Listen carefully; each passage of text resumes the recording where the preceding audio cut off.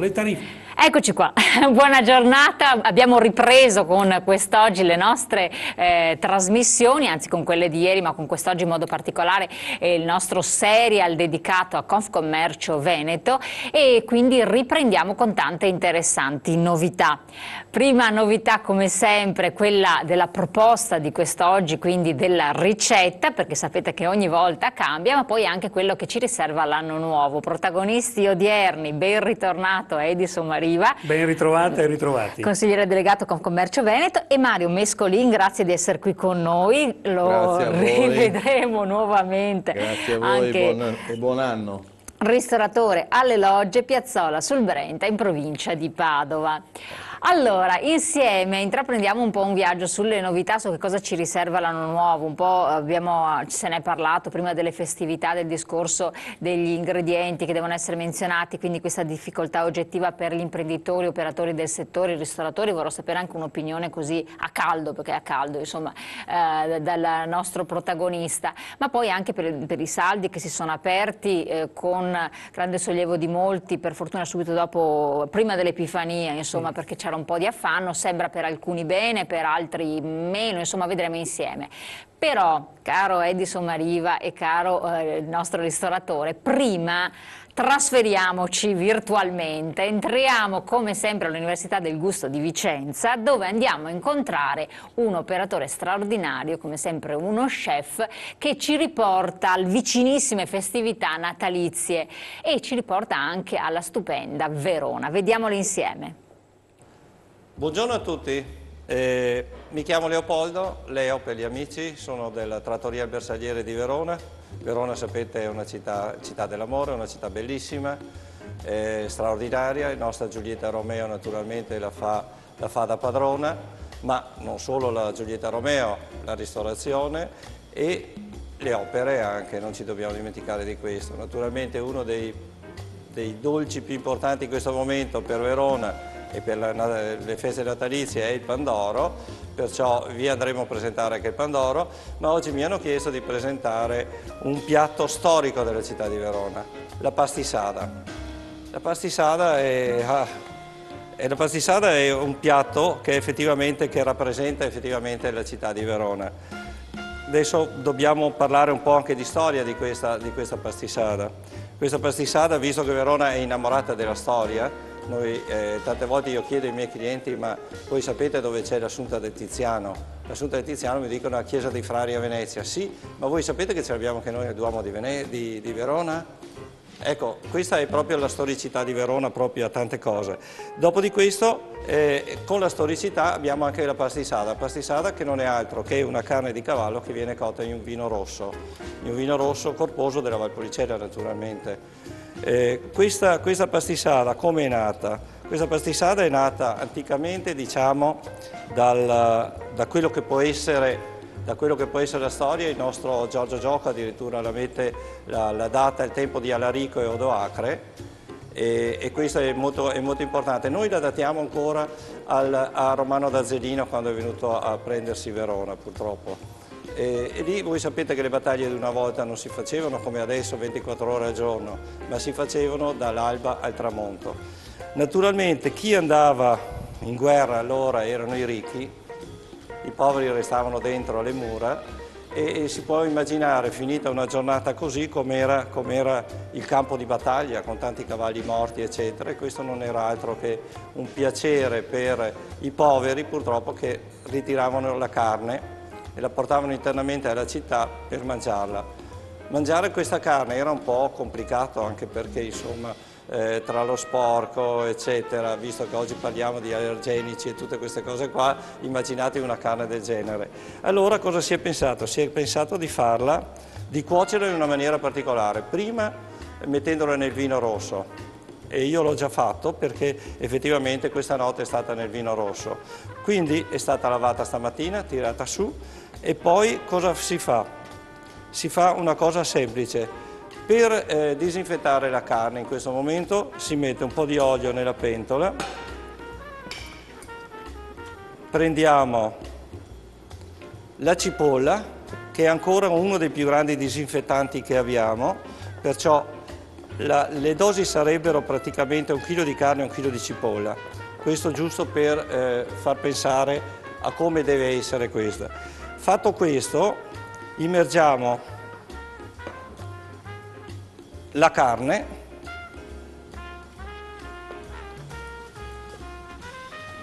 e la lasciamo praticamente a stufare. Cosa ci mettiamo dentro? Allora, probabilmente, a parte il sale ci dobbiamo mettere il sale e il pepe.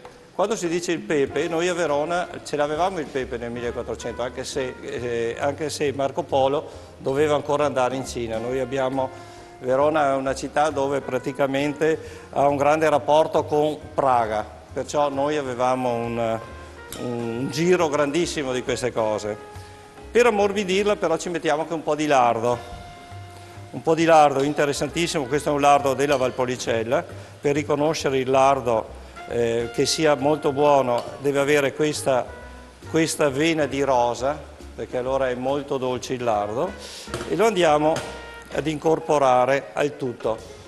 E dopo ci mettiamo dentro la cosa più importante, un po' di cannella, un po' di timo, un po' di rosmarino, il pepe in grano. Queste cose io le ho già preparate, tritate, perché è più semplice e la carne prende meglio così. Le inseriamo anche quello, facciamo una piccola giratina, lasciamo a fuoco alto in modo che si rosoli molto bene la carne. Quando si è ben rosolata, ma deve essere ben rosolata, se ho ancora qualche minuto così finisco anche questa storia, praticamente ecco che il popolo aveva la carne disinfettata, saporita, e oltre a questo, oltre ad averla disinfettata e saporita, durava anche nel tempo, perché con più si cuoceva, con più era buona. Questo infatti viene considerato uno stracotto a tutti gli effetti. A questo cosa possiamo aggiungere? A questo possiamo aggiungere la polenta. Un secondo solo perché si rosoli bene. Inseriamo adesso il vino, la copriamo di vino. Vino, questo è un Valpolicella, voi sapete che noi in Italia abbiamo dei vitigni autoctoni straordinari, meravigliosi. Il Valpolicella fa parte della storia anche del nostro territorio e il Valpolicella è un uvaggio di Rondinella Corvina Molinara. Io in questo caso ho preso non proprio un Valpolicella, ma sempre della zona della Valpolicella, ho preso proprio un vino particolarissimo con delle uve autoctone. Oltre al Rondinella Corvina Molinara abbiamo dentro anche l'Oseletta e la Negrara. Questa è una cosa particolare perché ormai l'Oseletta e la Negrara non si adopera più.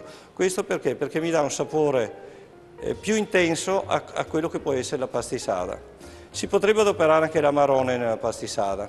Io trovo che forse è troppo l'amarone nella pastisada, però questo vino secondo me va bene, ci sta bene anche un bel superiore che non c'è assolutamente, va benissimo. È importante anche l'alloro. L'alloro dà un tocco veramente meraviglioso a questo piatto.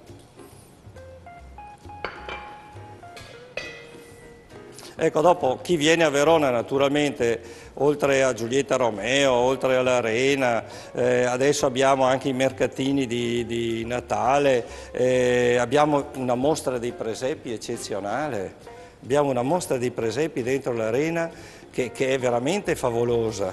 Perciò io dico, va bene che io sono antico perché è la quinta generazione che fa la ristorazione nella mia famiglia, di conseguenza sono antico, ho un ristorante che è antico perché è dell'800, abbiamo una cantina del 1200, perciò insomma lavoriamo su questo, però lavoriamo sulla storia, perché la storia è quello che bene o male, non bene o male, nella storia noi ci dobbiamo confrontare, dobbiamo anche vederla. Adesso io andrei a fare anche la polenta, finché la pastisada naturalmente, voi sapete benissimo, che ci vuole un po' di tempo, perché la pastisada ci vogliono dalle 3 alle 4 alle 5 ore a fuoco lento, mi raccomando, non a fuoco vivo solo all'inizio quando si rosola la carne, ma dopo si mette solo a fuoco lento, si copre e si lascia lì 4 ore, voi intanto potete andare a fare la spesa. Mi raccomando, quando andate a fare la spesa però che ci sia uno che guardi, che non si bruci tutto, perché sennò diventa molto pericolosa la cosa. Mi hanno fatto anche una domanda interessante, ma se si asciuga dobbiamo aggiungere del vino? No, perché praticamente questa preparazione viene fatta con una carne particolare, cioè deve esserci la mascella, la guancia del cavallo, un po' di muscolo, il collo, in modo che ci sia anche del grasso. Perché il grasso? Perché così quando sta bollendo eccetera, piano piano si scioglie, essendo coperta, perché mi raccomando bisogna coprirla, come dicevo, praticamente il vapore eccetera che viene su ritorna dentro e di conseguenza rimarrà sempre esclusivamente bagnata. Adesso andiamo a fare la polenta. Io consiglio sempre di mettere un goccino d'olio dentro l'acqua, se avete anche una fogliolina di salvia o qualche profumo che vi interessa, secondo me è molto interessante farla insaporire la polenta. Polenta che andremo a fare naturalmente con molta calma.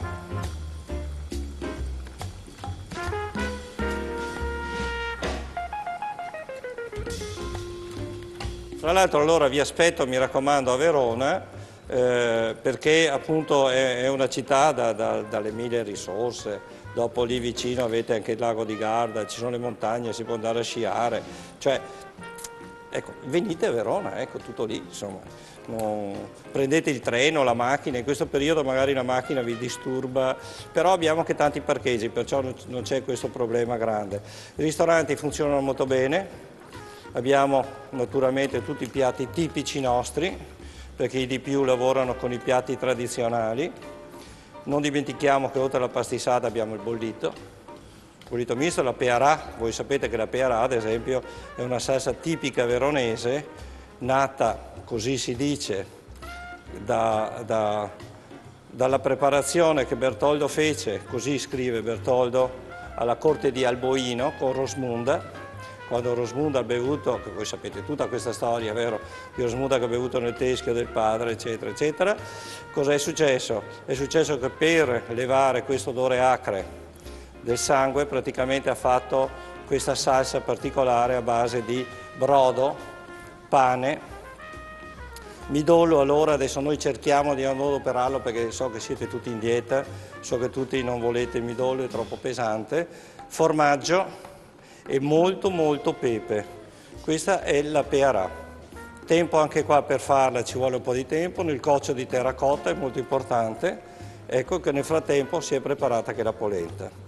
Ecco, sono passate 4 ore ed ecco com'è uscita la pastisada.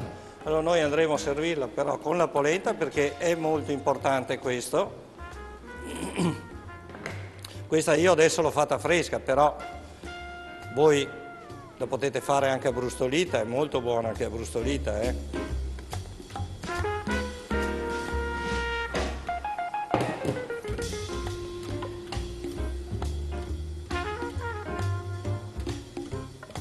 Ecco. E qua abbiamo il nostro piatto storico. Ecco, noi abbiamo impiattato il tutto. Adesso l'abbinamento che io consiglio, naturalmente l'abbiamo fatto con questo tipo di vino, io consiglio questo tipo di vino. Ci sta benissimo anche un superiore e anche un ripasso. Il ripasso sapete che è un Valpolicella ripassato sulle vinacce dell'Amarone. E buon appetito a voi.